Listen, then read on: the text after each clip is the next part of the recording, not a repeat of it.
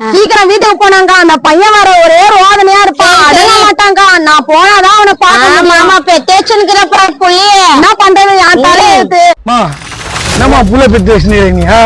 புள்ள போதை அடிச்சுட்டு குடிச்சிட்டு ரோட்ல போட்டு புள்ள அமுகலம் பண்ணி அவன் போலீஸ்கார அட்டைன்னு அடிச்சு வீட்டு வாசல்ல போட்டு வச்சிடாம பேரு. போ காலையில போன இப்போ ஜாஸ்தி வர சொல்லிக்கிறாங்க. சரி என்னன்னு பார்த்து இட்டுவா.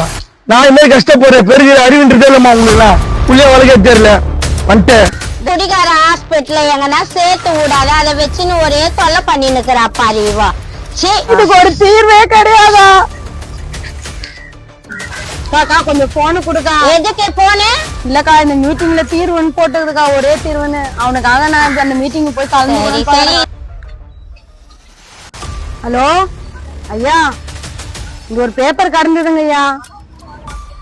என் புள்ள பயங்கரமா குடிக்கிறான் ஐயா, ஒரே பிரச்சனை பண்ற, ரொம்ப கஷ்டமா இருக்குங்க ஐயா. நான் பெருகும் போது ஒரு பேப்பர் ஒண்ணு கிடைச்சதுங்க ஐயா, அதுல ஒரே தீர்வுன்னு சொல்லி பேப்பர்ல போட்டிருந்தது. நம்பரை பார்த்து போன் பண்ணங்க ஐயா. ஐயா என் புள்ளைய கூப்பிட்டு வரலாமா ஐயா? என் புள்ள சரியாயிடுவானா ஐயா? ஐயா சொல்லுங்க ஐயா. ஒண்ணும் கவலைப்படாதம்மா, இது உனக்கு பெருசா தெரியலாம், இதெல்லாம் ஆண்டவர் பார்வைக்கு ஒண்ணுமே இல்ல. வருஷம் பொன் சொல்லி மீட்டிங் எடுக்கிறோம். நடத்தும் போது ஒரு பையன் கத்தி எடுத்துன்னு வந்தான்.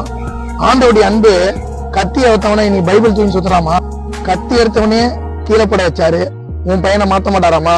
நம்பிக்கையாவாமா? 1000 பேர் 1000 சொல்லுவாங்கம்மா. நீயும் உன் பிள்ளையோட கூட வாமா, நிச்சயமா ஆண்டவர் அற்புதம் செய்வாரு. உன் மகனையும் சாட்சியா நிறுத்துவாருமா.